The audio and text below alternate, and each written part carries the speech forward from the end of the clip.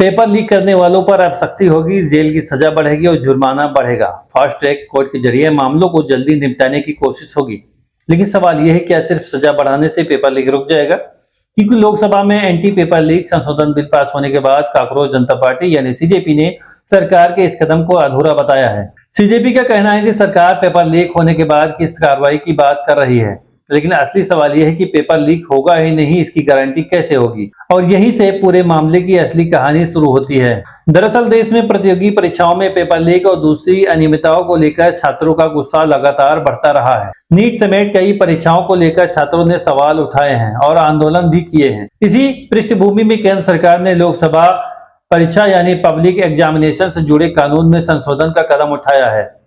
27 जुलाई को केंद्रीय मंत्री जितेंद्र सिंह ने लोकसभा में लोक परीक्षा अनुचित साधन निवारण संशोधन विधेयक 2026 पेश किया है और 29 जुलाई को विपक्ष के विरोध और हंगामे के बीच लोकसभा ने इसे पास कर दिया है।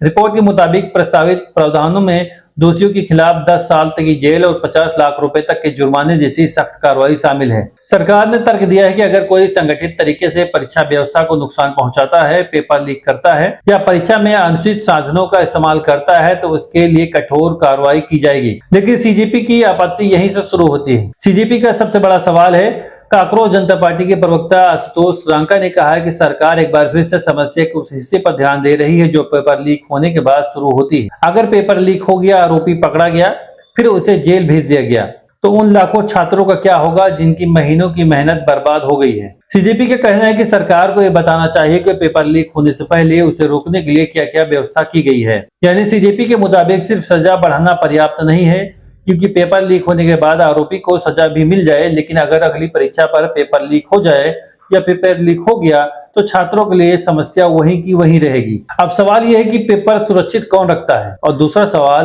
पेपर प्रिंटिंग और ट्रांसपोर्ट की सुरक्षा कैसी होती है, और तीसरा सवाल भी है, इसी प्रक्रिया में काम करने वाले वेंडर्स की निगरानी कैसे होती है। सीजेपी का कहना है कि इन सभी सवालों पर एक साथ काम करने की जरूरत है। सीजेपी प्रवक्ता आशुतोष रांका ने कहा है कि सिर्फ फास्ट ट्रैक या सख्त सजा जुर्माने की बात करने से समस्या खत्म नहीं होगी। उन्होंने एनटीए में सुधार, एसएससी को संवैधानिक निकाय बनाने, परीक्षा कैलेंडर में पारदर्शिता और सिलेबस से जुड़ी स्पष्टता की जरूरत बताई है। इसके अलावा कोचिंग सेंटरों की भूमिका, परीक्षा से जुड़े वेंडर्स की निगरानी और ब्लैकलिस्ट किए गए वेंडर्स को सिस्टम में दोबारा शामिल होने से रोकने जैसे मुद्दे भी उठाए हैं। सीजेपी ने फिजिकल और डिजिटल ऑडिट की मांग भी की है।